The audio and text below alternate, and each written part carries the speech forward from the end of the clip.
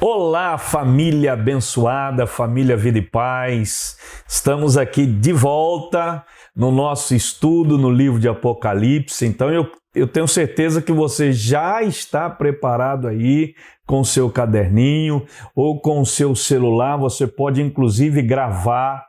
Tá? É muito importante também o seguinte, se você não acompanhou os vídeos anteriores do início, seria muito interessante que você fosse lá, é só meia hora, querido, e que você pudesse assistir os vídeos anteriores para que você possa ter um acompanhamento mais próximo, né, do estudo que nós estamos dando, tá bom? Já vimos o capítulo 1, para a glória de Deus, fizemos uma introdução ao livro de Apocalipse, falamos muita coisa sobre as correntes de interpretação do livro de Apocalipse, enfim, tem muito material já nos vídeos que nós já fizemos, né, dos estudos, para que você possa acompanhar e assim estar em dia, tá bom? Vai lá, participa, veja os vídeos, é apenas meia hora, tá? E anote tudo que você puder anotar, é muito legal.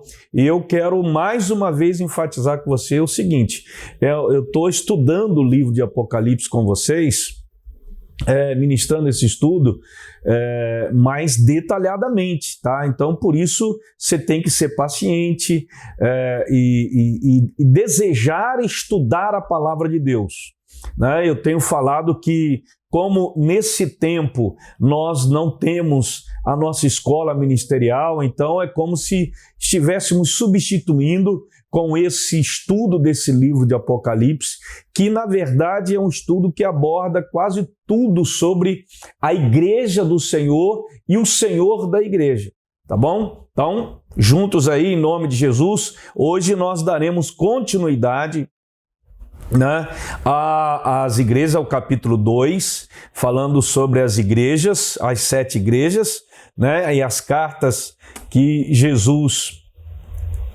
enviou, né, revelou para João e pediu para que João enviasse as 7 igrejas, né, e hoje a gente vai dar continuidade ao nosso estudo para que você possa entender. Deixa eu só te falar uma coisa. Esses 3 primeiros capítulos, principalmente agora esses 2 capítulos, o capítulo 2 e o capítulo 3, ao meu ver, no meu entender, o capítulo 1, ele traz a descrição, o autor, a descrição da revelação, local, né, e tudo aquilo que nós vimos muito, muito, muito bom. Tá? É uma introdução, na verdade, a esse livro. Agora, o capítulo 2 e o capítulo 3, para mim, no meu entender, nesses 32 anos de caminhada e de estudo da palavra de Deus, eu entendo que esses 2 capítulos são essenciais para a vida da igreja. Então é muito importante, nós vamos gastar um pouquinho de tempo nessas cartas para que você entenda o contexto e a aplicação desse contexto à luz da história naquela época, o que a aplicação para a igreja no transcorrer, né, dos séculos e até chegar até nós, e que, né, virá o outro tempo também mais adiante, o futuro também. Então é muito importante o livro, esses 2 capítulos, tá bom? Então esteja bem atento, nós vamos detalhar cada carta para você, tá bom? Em nome de Jesus. Então, nós podemos ver que Jesus Cristo, ele, dando continuidade, né, ele oferecia uma oportunidade de arrependimento antes de aplicar o juízo. Em cada igreja, né, com exceção de 2 que não receberam nenhum tipo de crítica, né, e nós vimos a semana passada quais foram essas 2 igrejas, você pode ir lá e verificar no seu apontamento lá, tá bom? Nós vimos aí Jesus dando oportunidade de arrependimento às igrejas antes de aplicar o seu juízo, né? Vimos também Jesus, no final de cada carta, Jesus traz uma promessa aos vencedores. Então, cada carta ali, no finalzinho, Jesus fala, dá uma promessa aos vencedores, ou seja, aqueles que perseveravam até o fim, aqueles que irão perseverar até o fim, aqueles que venceram mesmo e que estão vencendo e que com certeza estarão vencendo até o fim, em nome de Jesus. Tem uma promessa que Jesus faz, aí ele fala para cada igreja dele, né? Isso implica que nem todos os membros da igreja visível são membros da igreja invisível. Nem todos os membros das igrejas locais são membros da igreja invisível, né? Do corpo de Cristo, tá? Nem todos os membros de igreja são vencedores, mas todos os membros do corpo de Cristo são vencedores. As promessas aos vencedores tratam da bênção que a igreja estava buscando ou necessitando, tá bom? Então tem aí cada parte, nós vamos ver quando falar detalhadamente cada igreja, tá? E você vê lá no finalzinho de cada carta, você vê um refrão que é comum: quem tem ouvidos, ouça o que o Espírito diz à igreja. Né? As bem-aventuranças que tem nesse livro, são 7, não é apenas para você ler, ouvir, mas obedecer às profecias desse livro. Então, sempre que Jesus terminava, quem tem ouvidos, ouça o que o Espírito diz à igreja. E aí, no próprio capítulo 2, versículos 1 a 7, nós vemos uma mensagem do noivo à sua noiva. Aí nós vemos a primeira carta, ou a carta à primeira igreja, a igreja de Éfeso. Éfeso, queridos, era a maior, mais rica e mais importante cidade da Ásia Menor. Era o centro do culto a Diana, deusa Diana, cujo templo era uma das 7 maravilhas do mundo antigo. Veja como que era a cidade de Éfeso. Era uma cidade mística, cheia de superstição e também um dos centros do culto ao imperador. Isso era a cidade de Éfeso. Naquela cidade, como hoje, o diabo usou 2 táticas prediletas. A primeira, perseguição ou sedução, e a segunda, oposição ou ecumenismo, mistura. E aí o diabo sempre ele vai utilizar essas 2 estratégias: perseguição ou sedução, ou oposição ou ecumenismo, misturando as coisas, né? É interessante destacar, quando a gente lê o livro de Atos dos Apóstolos, Paulo visitou a cidade de Éfeso no final da segunda viagem dele, por volta lá dos anos 52 depois de Cristo. Em sua terceira viagem, ele passou 3 anos nessa cidade, na cidade de Éfeso. E ali houve sinais de avivamento.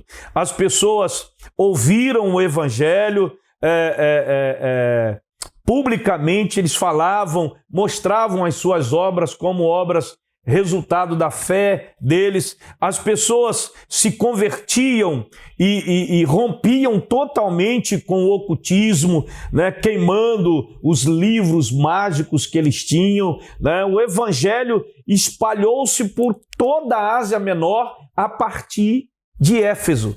Então é muito interessante a gente destacar isso aí. E Paulo envia Timóteo a ser pastor da igreja em Éfeso. Timóteo foi pastor da igreja em Éfeso. Mais tarde, o apóstolo João, esse João, ele pastoreia a igreja de Éfeso. Agora, depois de 40 anos que a igreja havia sido fundada, na segunda geração de crentes, Jesus envia uma carta à igreja mostrando que aquela igreja ela permanecia fiel na doutrina, ela já havia se esfriado em seu amor. Então, era uma igreja firme na doutrina, era uma igreja com muito amor, mas o tempo passou e o amor dela se esfriou, mesmo continuando firme na doutrina, mas o amor dela se esfriou. Então, qual é a mensagem do noivo para a noiva, ou seja, de Jesus para essa igreja? A primeira coisa, lembra que nós falamos que a primeira coisa são 4 características nas 4 cartas? Primeiro, a apresentação, né? Ele se apresenta, Cristo se apresenta, depois vem uma mensagem de encorajamento, de força, depois vem uma mensagem de exortação e depois vem uma mensagem de promessa. Né? E aí Jesus se apresenta à igreja como aquele que está presente e em ação no meio da sua igreja. Né? Jesus mostra isso, o noivo está presente aqui, eu estou, né, presente no meio de vocês. Jesus destaca, irmãos, 3 grandes virtudes da igreja de Éfeso, que eu gostaria de destacá-las aqui com vocês. Primeiro, era uma igreja fiel na doutrina. Nos versículos 3 a 6, nós vemos isso. Né? Tens perseverança e por causa do meu nome sofreste e não desfaleceste. Era uma igreja, o versículo 6, o 3 e o 6. E ele diz, tens, porém, a teu favor que odeias as obras dos nicolaítas, as quais eu também odeio.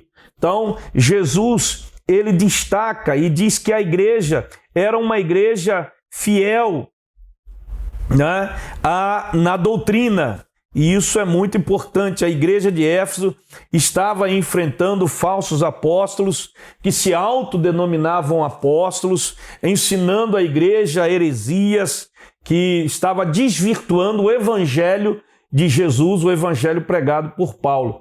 Né? E ali Jesus destaca essa virtude, era uma igreja fiel às doutrinas, à palavra do Senhor. A igreja de Éfeso, ela tinha discernimento espiritual. Você veja que ele fala aqui que a igreja odiava as obras dos nicolaítas. O que é isso? Os nicolaítas, irmãos, eram pregadores que pregavam uma nova versão do cristianismo. Eles pregavam um evangelho sem exigência, liberal, sem proibições. Não sei se você conhece isso daí.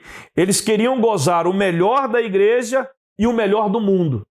Essa era a pregação desses que se intitulavam autoapóstolos, né? que eram apóstolos, né? Pregadores. Eles incentivavam os crentes a comerem comidas sacrificadas aos ídolos. Eles ensinavam que o sexo antes e fora do casamento não era pecado. Eles acabavam estimulando a igreja à imoralidade.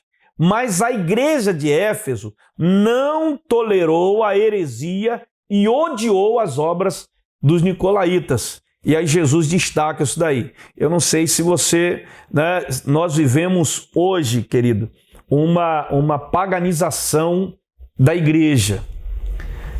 Hoje nós vivemos a igreja, o que determina não é mais a palavra, mas o gosto, né, da freguesia. A igreja prega o que dá ibope, né, o que satisfaz as pessoas. A igreja oferece o que o povo quer ouvir. A igreja está pregando outro evangelho, o evangelho do descarrego, né, o evangelho da prosperidade material, da não santificação, né? O evangelho do não arrependimento. Então a gente vê exemplos aí de misticismos, né? Numerolatria, pregadores estrela, igrejas, empresas, falsos apóstolos.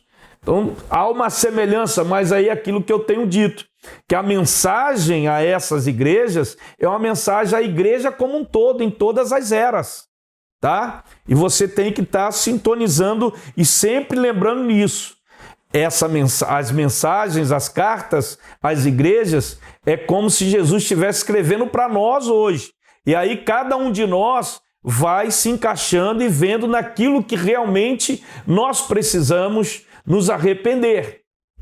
Tá? A igreja, na verdade, ela tem perdido a sua capacidade de refletir, né? Hoje, por exemplo, um crescimento numérico cheio de preocupações.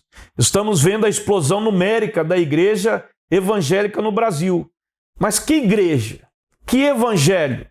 O que está crescendo, na verdade, na minha concepção, não é um evangelho genuíno, mas um evangelho híbrido, um misticismo, uma mistura de um evangelho aparente, né, mas que não tem profundidade, que não tem arrependimento, que não tem santificação, né? Na verdade, o que estamos vendo florescer é um cristianismo misturado com tantas outras coisas. É um cristianismo impuro. Isso eu tenho falado muito em algumas mensagens que eu ministro, né? Jesus destaca a segunda coisa dela, a segunda característica, virtude, era uma igreja envolvida com a obra de Deus. A igreja de Éfeso, ela não só era apenas teórica, mas ela agia. Era um trabalho intenso, os crentes eram engajados, e não somente espectadores. Não sei se você entende isso.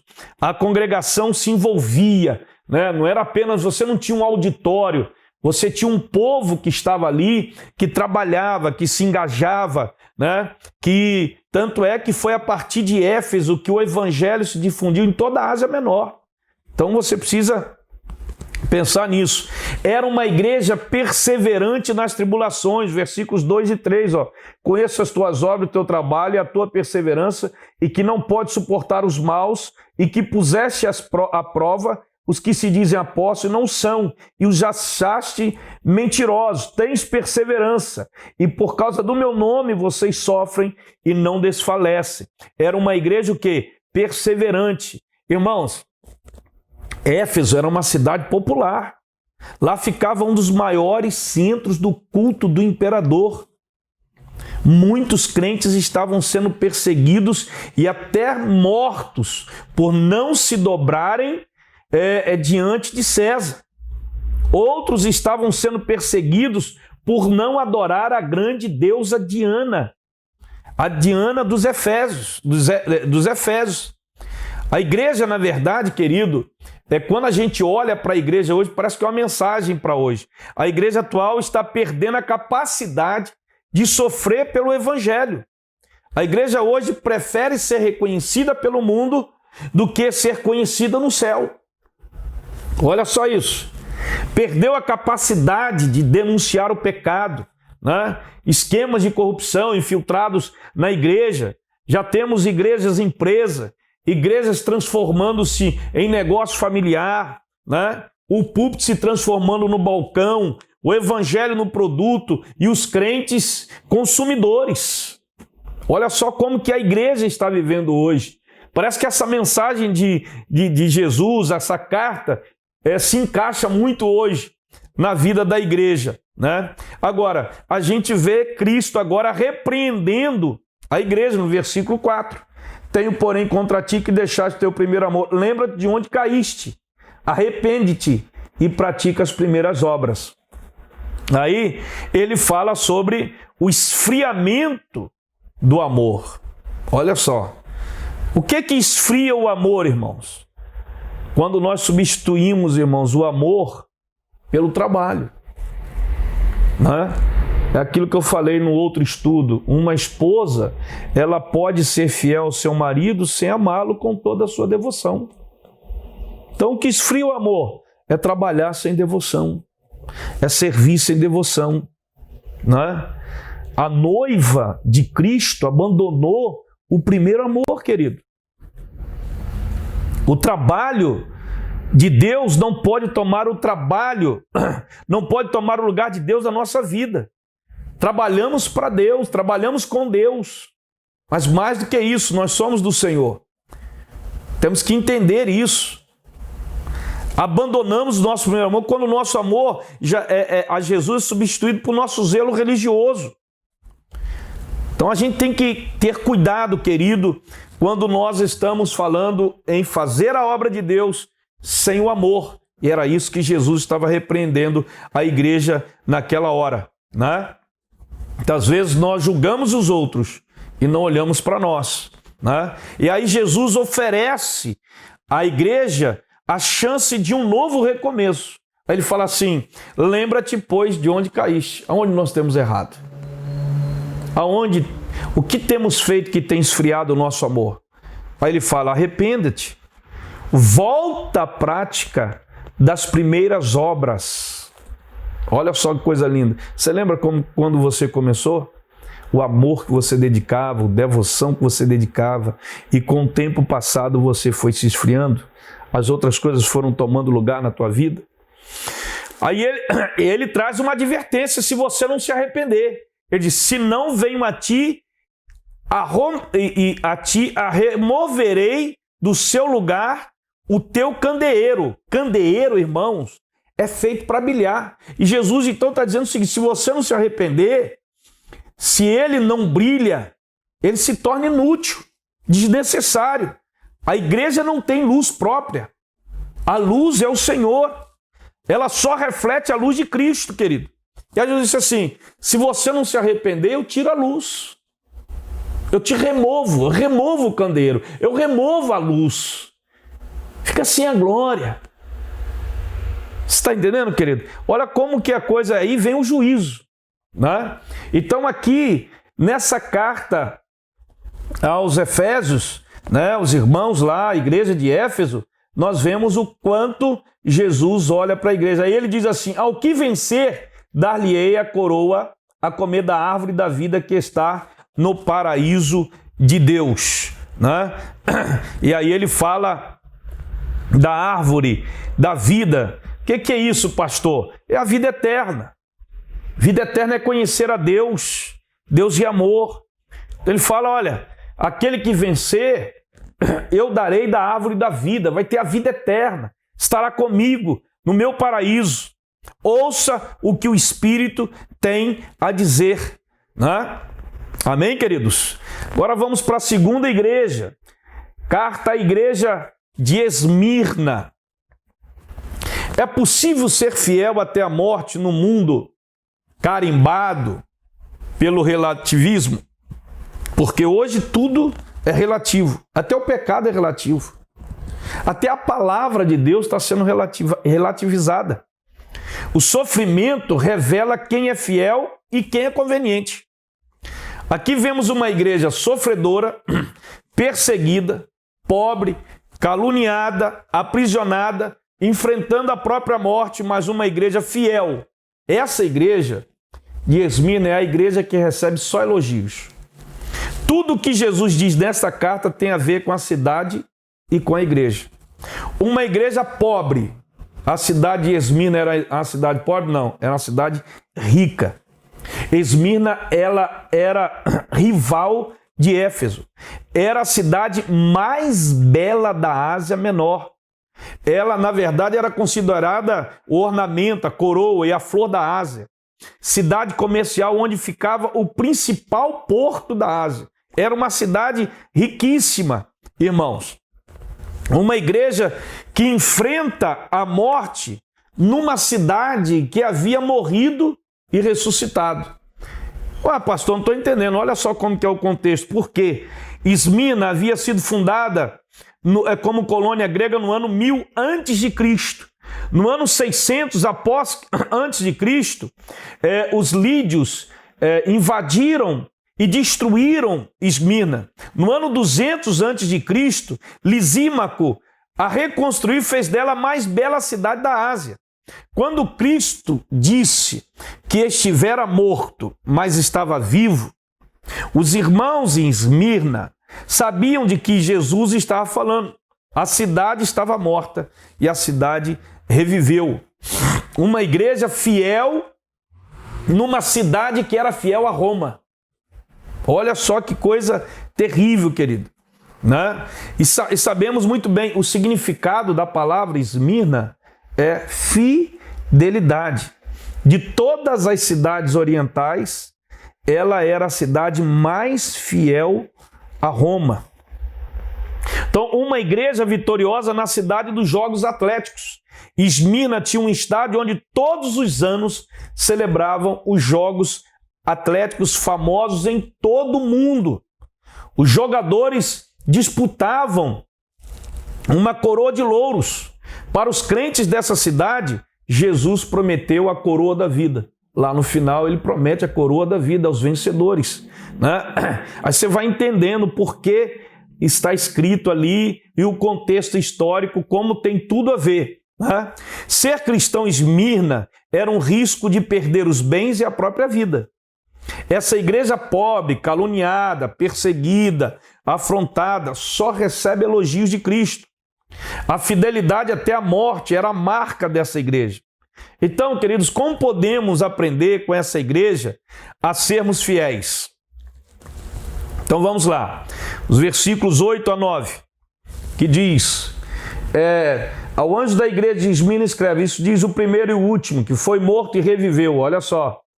Conheço a tua tribulação, a tua pobreza, mas tu és rico, e a blasfêmia dos que se dizem judeus e não são, mas são sinagogas de Satanás. Então, Jesus já mostra a tribulação. A ideia de tribulação é uma ideia de aperto, de sufoco, de esmagamento. Assim era a igreja. Os crentes lá em Esmirna estavam sendo atacados e mortos. Eles eram, queridos, forçados a adorar o imperador como Deus. Olha só a ideia. De uma vez só, lançaram do alto dos montes 1.200 crentes. Morreram. Doutra feita, foram lançados 800 crentes, morrendo por causa da fé. Meu Deus do céu. Tribulação. Tribulação. Né? Então veja como que essa igreja é importante. A outra coisa, para você ver, ela, a pobreza. A pobreza não é maldição. Jesus disse, bem-aventurados os pobres. Não é maldição. A pobreza dos crentes era um efeito colateral da tribulação. Ela vinha de algumas razões. Por que era uma igreja pobre? Os crentes eram procedentes das classes pobres e muitos deles eram escravos. Segundo, os crentes eram saqueados e seus bens eram tomados pelos seus perseguidores. Terceiro, os crentes haviam renunciado seus métodos suspeitos e por sua fidelidade a Cristo, eles perderam seus lugares, seus lucros fáceis. Era uma igreja pobre, de pessoas de origem pobre, pessoas que eram ricas e que perderam tudo porque os perseguidores tomavam tudo deles, né? Pessoas que tinham os seus bens saqueados, pessoas que renunciavam aos métodos para poder servir a Cristo. Então olha como que é terrível isso daí, né? Em nome do Senhor Jesus. Então, vocês percebam como que era terrível, né? Mas a fidelidade dessa igreja. Então, porque era uma igreja que Jesus reconhecia, era uma igreja que era perseverante, né, na tribulação, na pobreza, era uma igreja que sofria difamação. Você sabe por que a igreja era difamada naquela época e que hoje a igreja sofre muita difamação também? Eles eram difamados por serem canibais, porque celebravam a ceia como símbolo do corpo de Cristo, né? Eles eram imorais porque celebravam uma festa ágape antes da ceia, né? Eles eram difamados por serem dividiam famílias, uma vez que as pessoas que se convertiam, elas deixavam suas crenças para servirem a Jesus. Eles acusavam os crentes de ateísmo, porque não se dobravam diante das imagens dos outros deuses, né? Acusavam os crentes de deslealdades revolucionárias por não quererem servir e seguir a César, né? Então, eram crentes que eram difamados. Também a prisão, alguns crentes de Esmirna, eles enfrentavam a prisão. A prisão era, na verdade, uma antessala do túmulo, né? Porque as prisões, queridos, os romanos não cuidavam dos seus prisioneiros. Os prisioneiros morriam de fome, de pestilência, né? De lepra. Então, quem era preso naquela época era, na verdade, praticamente já ia para morrer, né? E era uma igreja posta à prova em todos os sentidos, né? Mas Jesus Cristo, ele olha para essa igreja, uma igreja pobre, que os crentes, como eu falei, vinham de classes baixas e eram também escravos, né? Embora a igreja fosse pobre financeiramente, ela era muito rica de recursos espirituais. Ela não tinha tesouros na terra, mas ela tinha tesouros no céu. Tudo isso Jesus está reconhecendo. Ela era pobre diante dos homens, mas ela era rica diante de Deus, né? A riqueza de uma igreja não está, querido, na pujança, né, na beleza do seu templo, né, dos seus móveis, na grandeza do seu orçamento, né, na projeção social dos seus membros. Não, pelo contrário, né? Nós vemos isso, vamos ver isso na igreja de Laodiceia, né? A riqueza de uma igreja está na fidelidade, na perseverança, né? Enquanto o mundo avalia os homens pelo ter, Jesus nos avalia pelo ser. Era exatamente isso, né, que Jesus olhava. A igreja de Esmirna era pobre, mas era fiel. Era pobre, mas era rica diante de Deus. Era pobre, mas possuía tudo e enriquecia muitos. Por isso que, lembrando aquele texto lá de Pedro, né, e João na porta do templo, eu não tenho ouro nem prata, mas o que eu tenho eu te dou em nome de Jesus, levanta e anda, né? Outro grupo que ostentava uma falsa percepção de si, se dizem judeus, quando ele fala ali, mas não são, sendo antes sinagoga de Satanás, no versículo 9. Não é judeu, na verdade, querido, os judeus, eles foram assim, no início da igreja, eles perseguiram muito a igreja primitiva, eles foram muito, assim, perseguidores da igreja verdadeira. Tanto é que a gente olha Paulo, né, quando era zeloso, lá um fariseu zeloso, perseguindo a igreja, até a sua conversão, né? Então, quando a gente olha a igreja de Esmirna e Jesus falando aquela igreja de uma forma muito, muito abençoada, sem em nenhum momento, só vem, em todos os momentos, Jesus só traz elogio. Foi na igreja de Esmirna, ou na cidade de Esmirna, que o bispo da igreja, chamado Policarpo, você já deve ter ouvido essa história, né? Ele era discípulo de João, foi martirizado.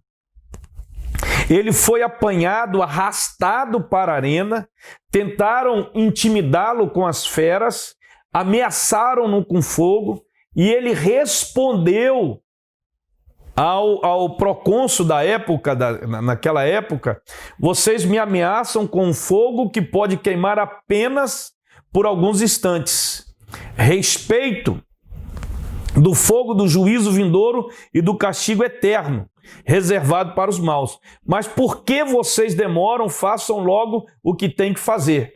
Seus algozes tentaram forçá-lo a blasfemar contra Cristo, para que ele blasfemasse.